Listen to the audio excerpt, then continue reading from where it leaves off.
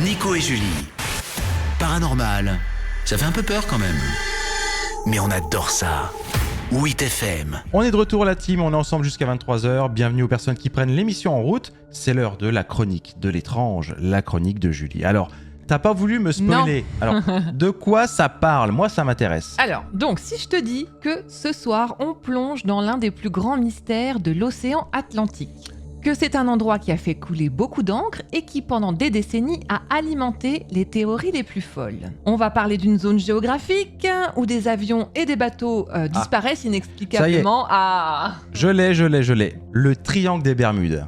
Eh ben oui, c'est ça, exactement. On va parler du fameux triangle des Bermudes. Alors, accrochez-vous. Ce voyage va vous emmener là où même les instruments de navigation ne fonctionnent plus. Ça m'a toujours fasciné cette histoire. J'ai hâte de savoir ce que tu vas nous dire. Alors, je vais déjà vous resituer un petit peu. Le triangle des Bermudes, c'est une région qui est située dans l'océan Atlantique Nord. C'est une zone qui couvre environ 500 000 km² de mer et qui se situe sur l'une des routes maritimes et aériennes les plus fréquentées du monde. Ok. Alors, ce qui semble n'être qu'une étendue océanique comme une autre est pourtant entouré de mystères depuis des décennies. Depuis la fin du 19e siècle, des rapports de disparitions mystérieuses d'avions et de bateaux dans cette région ont commencé à se multiplier. Eh oui. Des cas de navires fantômes, dérivant sans équipage, des communications radio coupées soudainement et des pilotes perdus en plein vol. Et ça, encore une fois, c'est pareil. C'était le bonheur pour Hollywood. Il y avait des scénarios qui étaient déjà tout écrits grâce à tout ça. Ouais. Alors, l'un des premiers cas célèbres associés au triangle des Bermudes, c'est celui du navire marchand Marie Céleste. Il a été découvert en 1872, dérivant sans équipage en pleine mer. Ce navire, il était parfaitement intact, ses voiles levées, la cargaison encore à bord, mais son équipage avait tout simplement disparu. Donc le bateau, il était nickel. Sauf qu'il n'y avait plus personne dedans. Aucune trace de lutte, aucune indication de piraterie, juste un navire vide. Ah, c'est fou. Incroyable, hein? Ouais. Il n'y avait aucune indication dans le journal de bord et la seule chose qui avait par contre disparu, c'était, hormis son équipage bien sûr, c'était un canot de sauvetage. Ah, ça veut dire qu'il y a quelqu'un qui a quand même essayé de s'en aller. Eh ben, écoute, on ne sait rien, puisque dans le journal de bord, comme je te disais, il n'y a aucune mention d'une quelconque anomalie. C'est fou. Donc pourquoi les 20 personnes à bord ont soudainement été poussées à quitter le navire, c'est encore un mystère aujourd'hui. Ouais, mystère, ouais. Mais en tout cas, ça soulève énormément de questions. Oui. Parce qu'il n'y a aucune théorie rationnelle qui tient, je trouve. Alors, on viendra sur les théories à la fin. Alors évidemment, il y a eu des pistes, plus ou moins rationnelles, donc voilà. Plus ou moins convaincantes, j'imagine. Ouais, c'est sûr. Ok. Alors, l'un des incidents les plus célèbres et les plus marquants qui ont véritablement lancé la légende du triangle des Bermudes, c'est sans doute la disparition de l'escadrille du vol 19. Le 5 décembre 1945, c'est pas si vieux. C'est pas vieux, ouais. 5 bombardiers américains décollent de Floride pour une mission d'entraînement de routine. Leur objectif, un simple exercice de navigation au-dessus de l'océan. Pourtant, cette mission va prendre une tournure fatale. Oh là là, vite, des effets spéciaux derrière. Quelques heures après le décollage, les communications avec les pilotes deviennent confuses.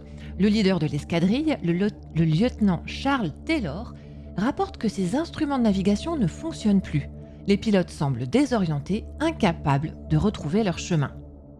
Le lieutenant Taylor décrit un ciel devenu étrange et un océan qu'il ne reconnaît pas. Le mec délire, quoi. En tout cas, soit il délire, soit il se passe vraiment quelque chose d'incroyable.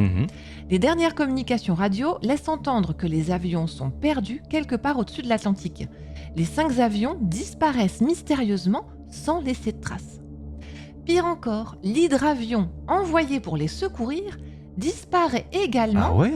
Eh oui, avec son équipage de 13 hommes. Malgré des recherches intensives, ni les avions, ni les corps des pilotes, ni même les débris ne seront jamais retrouvés. Ce mystère est encore aujourd'hui inexpliqué. C'est incroyable. Non mais c'est une dinguerie quand même. C'est vraiment incroyable. Donc là, t'as quand même 5 avions, pouf, à pu. Et l'hydravion qui était censé aller en secours des 5 avions disparus, pouf, à pu. Allez, hop, terminé. Waouh.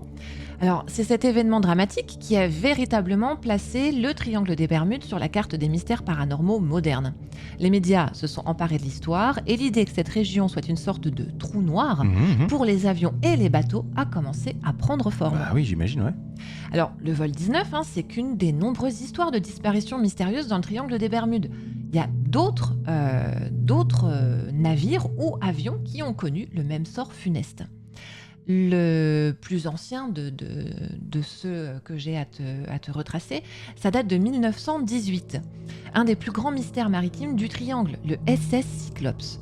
Alors ce navire de la marine américaine, long de plus de 160 mètres, je ne sais pas si tu te représentes. Belle bête, hein, ouais. Voilà, il transportait plus de 300 hommes et une cargaison de manganèse. Eh bien, il a disparu sans laisser de traces lors d'un voyage entre les Barbades et Baltimore. Aucun SOS.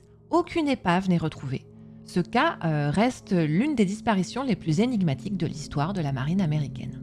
Là, c'est vrai que ça commence à faire beaucoup parce que là, on est quand même sur une belle bête, un beau bateau. Puis 300 puis là, hommes. c'était des hommes entraînés, je veux dire. Oui, c'était pas. tout à fait. C'était la marine américaine. C'était la marine, quoi. Donc, vraiment, vraiment bizarre. Hein. Ouais. Mis bout à bout comme ça. Alors, il y a encore d'autres avions. Là, c'est des avions qui ont disparu. Un en 1948, le Star Tiger, et un en 1949, le Star Ariel. Ces deux avions de la compagnie British South American Airways, ils disparaissent également, mystérieusement, dans la région du Triangle des Bermudes. Aucune des deux épaves n'est là non plus retrouvée, ce qui a renforcé l'idée que le ciel au-dessus du triangle est aussi dangereux que la mer qui se trouve en dessous. Ouais. Je ne sais pas, je n'ai même pas un début d'explication. On va y venir. Le dernier cas date de 1968, en tout cas le dernier cas le plus connu, c'est le USS Scorpion. C'est un sous-marin nucléaire. Là. Ah, les sous-marins aussi alors. Ah, on y va, D'accord. Sous-marin nucléaire, c'est parti. C'est un sous-marin américain qui disparaît au large des Açores, près du triangle des Bermudes. Bien que des débris aient été retrouvés plus tard, la cause de sa perte reste encore entourée de mystères et d'interrogations. Ok, bon ben voilà, donc pas passé là. Là, pas passé ni sur la mer, ni dessous, ni dessus. Voilà, là, juste pas passé quoi. Ok. Alors évidemment, comme on l'expliquait tout à l'heure, il y a des théories qui ont été échafaudées pour trouver un peu des réponses à ce phénomène bizarre. Alors je vais commencer par les théories de l'ordre du paranormal et du surnaturel. Donc face à ces disparitions inexplicables, on a tout d'abord évoqué une présence extraterrestre. Et oui, certains affirment même les extraterrestres, qu'ils auraient des bases dissimulées au fond de l'océan dans cette région.